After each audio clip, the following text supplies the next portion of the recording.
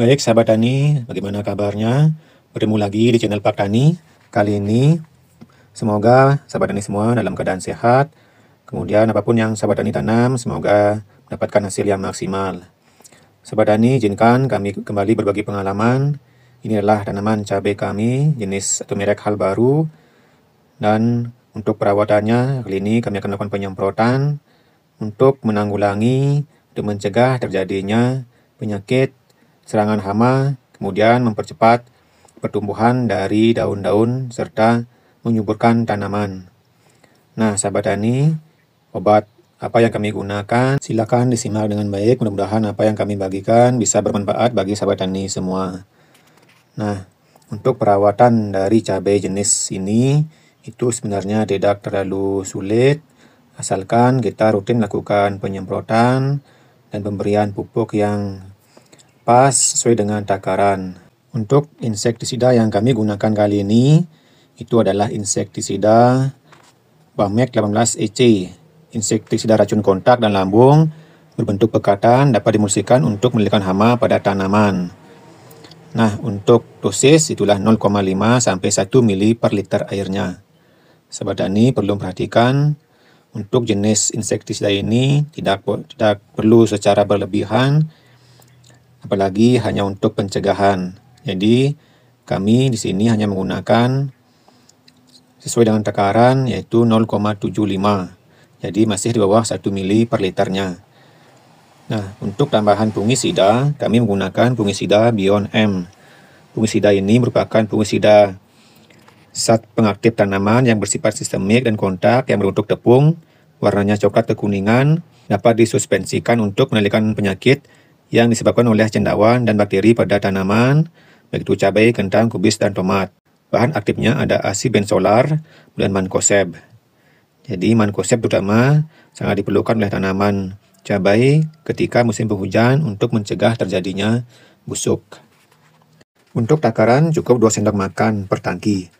Kemudian dicampur dulu sebelum dituangkan ke dalam tangki sehingga nanti tidak mengendap pada tangki. Fungisida sebaiknya di rolling setiap penyemprotan, misal kali ini menggunakan mancozeb, minggu berikutnya dapat menggunakan fungisida berbahan aktif Dimetomop yang merupakan fungisida yang berfungsi untuk mengatasi dan mencegah bercak daun pada tanaman cabai. Kemudian untuk nutrisi, kami menggunakan nutrisi Gandasil D yang khusus untuk daun. Gandasil D adalah pupuk yang lengkap yang dapat dipergunakan untuk berbagai jenis tanaman. Nah, untuk hasil yang memuaskan, sahabat tani dapat menggunakan Gandasil D kalau pada permulaan pertumbuhan itu adalah 10-30 gram per 10 liter air dengan rentan waktu 8-10 hari sekali. Nah, Gandasil D ini adalah nutrisi pupuk yang memang sangat diperlukan untuk tanaman untuk mempercepat pertumbuhan dan menghijaukan daun karena berbagai macam komposisinya yang sangat dibutuhkan oleh tanaman. Misalnya ada nitrogen, fosfor, dan kalium. Serta dilengkapi juga dengan unsur mikro dan vitamin lainnya seperti aunirin, laktopapine, dan nikotinik N. Nah, dengan kombinasi obat-obatan tersebut, mudah-mudahan cabai sahabat tani itu dapat menghasilkan buah nantinya secara lebih maksimal. Jadi, untuk penyemprotan harus diperhatikan apa yang dibutuhkan oleh tanaman ataupun cabai, itu yang kita berikan.